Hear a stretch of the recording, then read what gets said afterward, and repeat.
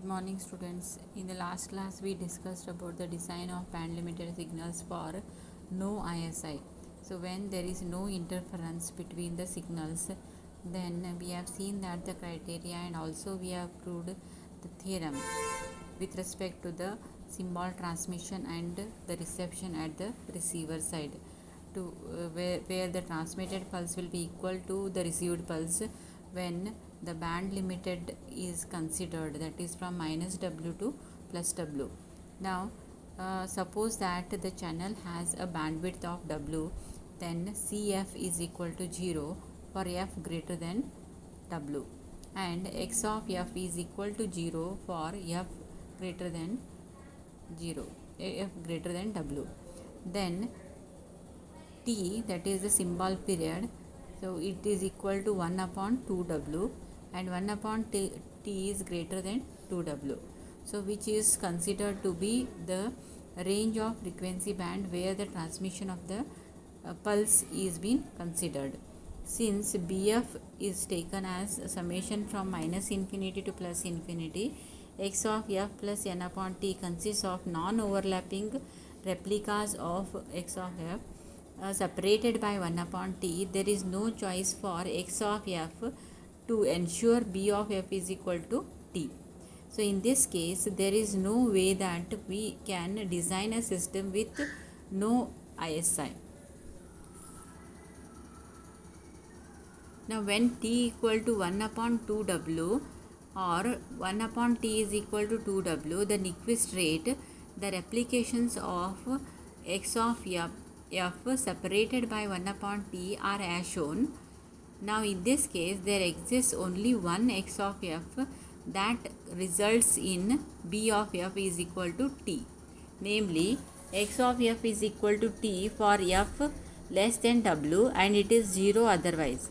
Now which represents a pulse x of t is equal to sine of pi t divided by t divided by pi t by, where it is written as sinc of pi t by t. The t is considered as a symbol period.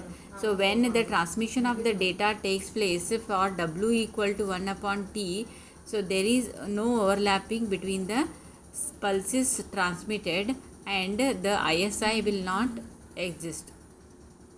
Now the smallest value of t for which the transmission with 0 ISI is possible is t equal to 1 upon 2W, and for this value x of t has to be sinc function.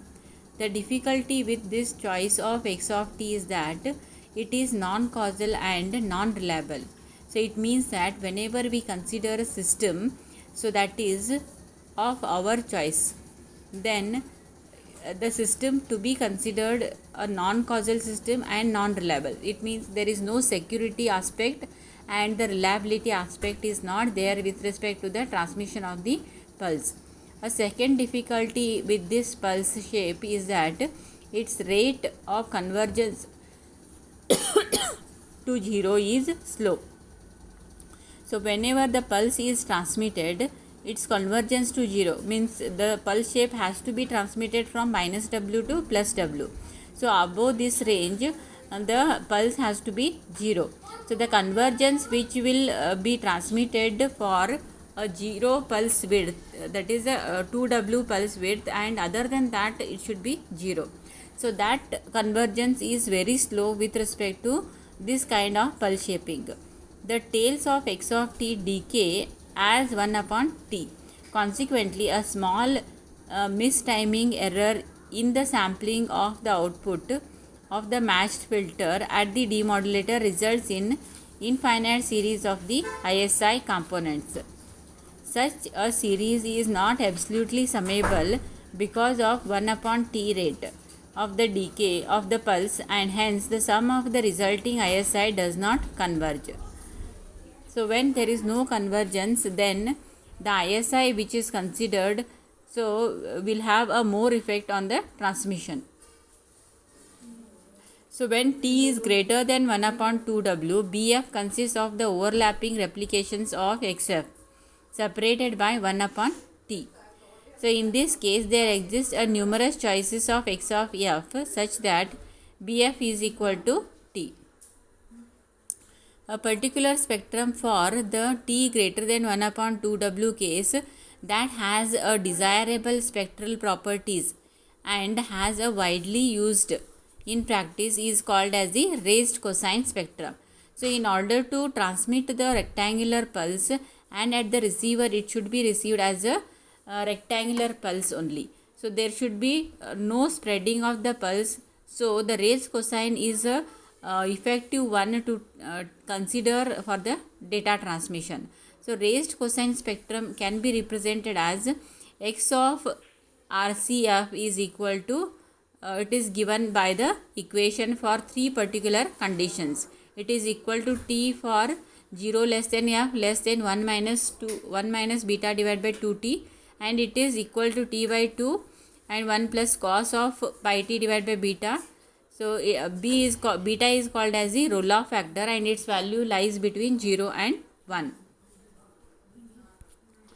The bandwidth occupied by the signal beyond the Nyquist frequency 1 upon 2t is called the excess bandwidth and is usually expressed as the percentage of Nyquist frequency. Beta equal to 1 upon 2, the excess bandwidth is 50%. When beta equal to 1, the excess bandwidth becomes 100%. The pulse x of t having a raised cosine spectrum is represented as x of t is equal to sine of pi t by t divided by pi t by t, and it is represented as a sinc function, and the normalization of x of t gives x of 0 is equal to 1. As shown here in the diagram, the pulses having a raised cosine spectrum, we can see that the conversion of the pulse is more when the beta value takes that is when the beta value will be from 0, 0.5 and 1. So when by changing the roll-off factor, we can concise the width of the transmission pulse. So when beta equal to 1, the symbol rate 1 upon t is equal to w, and for beta equal to 0, the pulse reduces to x of t is equal to sinc of pi t divided by t, and the symbol rate is 1 upon t is equal to 2w. So in general, the tails of x of t decay as 1 upon t cube for beta greater than 0. Consequently, a mistiming error in the sampling leads to a series of intersymbol interference components that converge to a finite value. Because of the smooth characteristics of raised cosine spectrum, it is possible to design a practical filter for the transmitter and receiver that approximate the overall desired frequency. So as it is indicated, there is a only transmission of the width of w from minus w to plus w. The raised cosine is considered. So by varying the roll-off factor, we can concise the transmission of the pulse. So here in this case where the channel is ideal, CF is equal to 1 for f less than equal to w. Now we have x of RCF is equal to GTF into GRF. So where GT and GR are considered to be a frequency responses of two filters.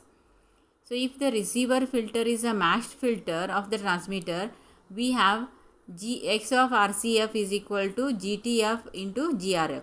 Ideally speaking, there should not be any intersymbol interference between the transmission and the reception. But practically speaking, there will be some kind of spreading of the pulse occurs, and this causes the intersymbol interference, and this leads to the error in the transmission of the pulse, and the probability of error will be more compared to the raised cosine. So thus the overall raised cosine spectral characteristics can be split evenly between the transmitting filter and receiving filter. An additional delay in the is necessary to ensure the physical reliability of the receiving filter, because the reliability aspect is more in the communication of the data. So the reliability aspect has to be considered while designing a receiving filter. The cosine roll-off transfer function can be achieved by using identical square root raised cosine filter. So that is root of x RC of f at the transmitter and the receiver.